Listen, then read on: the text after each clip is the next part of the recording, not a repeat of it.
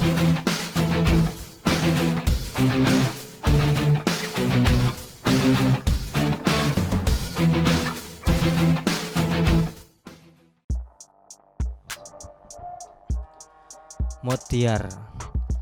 Komnas HAM kena sliding tackle Komisi 3 DPR terkait kasus Heri Wirawan. Seiring berjalannya waktu, kasus hukum pencabulan terhadap anak di bawah umur yang melibatkan guru agama Heri Wirawan berjalan terus. Kali ini giliran jaksa penuntut umum JPU yang membacakan tuntutan. Dan patut disyukuri, tuntutan hukuman yang diberikan cukup memenuhi rasa keadilan, yakni Heri dituntut hukuman mati dan kebiri kimia. Dalam tuntutan kami, pertama menuntut terdakwa dengan hukuman mati. Sebagai bukti komitmen, kami memberi efek jera pada pelaku atau pihak-pihak lain yang akan melakukan kejahatan seksual, ujar Kejati Jawa Barat Asep N. Mulyana. Kedua, kami juga menjatuhkan atau meminta kepada hakim untuk menjatuhkan tambahan pidana tambahan berupa pengumuman identitas yang disebarkan melalui hakim dan hukuman tambahan berupa tindakan kebiri dan hukuman tambahan berupa tindakan kebiri kimia. Lanjut lagi, kita tahu sendiri bahwa hukuman mati merupakan hukuman terberat yang dijatuhkan kepada seorang terdakwa. Bagaimana tidak?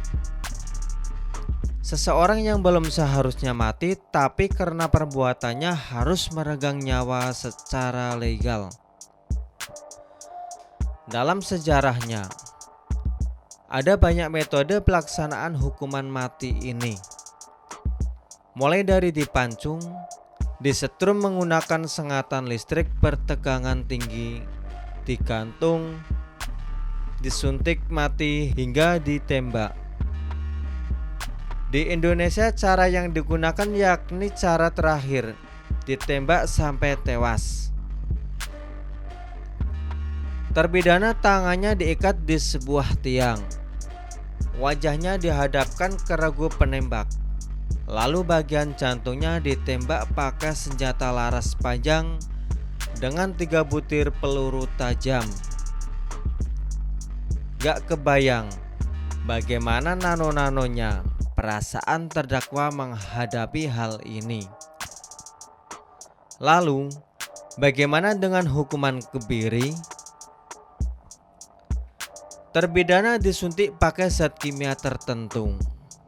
Dengan demikian, kadar hormon testosteronnya jadi berkurang, yang pada akhirnya gairah seksnya juga menurun. Di samping itu, ada banyak efek samping lain dari kebiri ini, seperti ukuran manuk atau testis mengecil, jumlah air mani berkurang secara drastis, kegemukan hingga bisa menyebabkan osteoporosis. Jadi kalau seorang pria sudah dikebiri, mau Maria Ozawa atau Mia Khalifa tidur di sampingnya gak akan ngaruh. Dia tetap gak akan nafsu, itulah. Dan menurut hemat penulis, si Heri Wirawan ini memang layak dihukum mati. Pasalnya, kelakuannya bejat banget, bahkan lebih bejat dari iblis yang paling bejat di jagat dunia ini.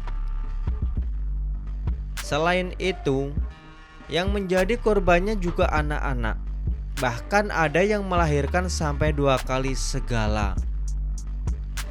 Apalagi ini namanya kalau bukan manusia berhati iblis. Masa depan anak-anak yang menjadi korban pemerkosaan itu sudah bisa dipastikan akan hancur. Bayangkan, kalau sudah melahirkan gitu, apa bisa melanjutkan pendidikan ke jenjang yang lebih tinggi? sulit Ferguson.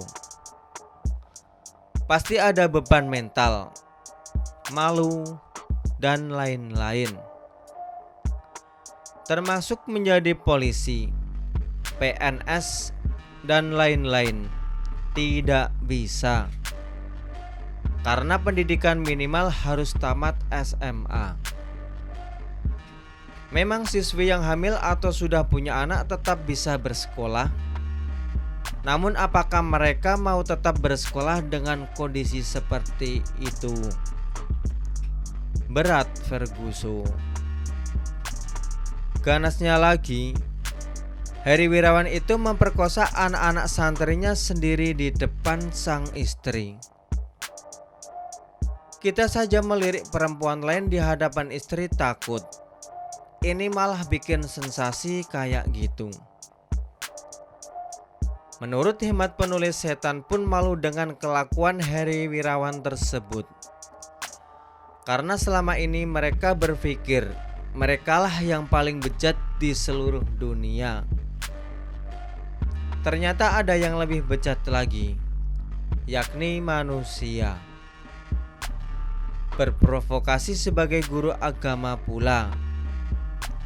Alah mak, jang. Koplaknya tuntutan hukuman mati terhadap Heri Wirawan ini ditolak oleh Komnas HAM. Ini lembaga digaji oleh negara yang tugas seharusnya membela HAM. Korban kok malah berbalik arah menolak pemerkosa 13 santri dihukum mati. Agak barbar komisioner lembaga ini. Gak punya hati nurani banget. Gak memikirkan bagaimana perasaan korban, orang tua korban, saudara-saudaranya, dan lain-lain. Wajar bila kemudian lembaga ini di-sliding tackle oleh Komisi 3 DPR. Habibur Rahman yang juga anak buah Prabowo mengatakan, jangan membabi buta dalam merespon kasus-kasus hukuman mati dari penegak hukum.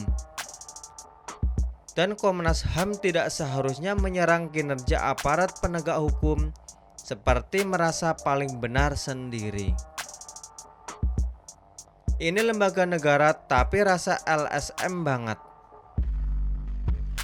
Terakhir, anggota DPR fraksi Gerindra itu menuding Komnas HAM telah mengabaikan korban.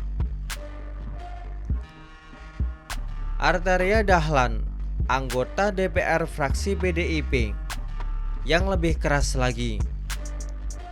Ia mengingatkan Ketua Komnas HAM BK Ulung Hapsara untuk berhati-hati dalam memberikan pernyataan terkait kasus Heri Wirawan. Karena dalil yang digunakan oleh lembaga itu dalam menolak predator seks dihukum mati tidak tepat. Jelas di peraturan negara kita, vonis hukuman mati itu ada, sehingga tuntutan jaksa tersebut tidak melanggar konstitusi.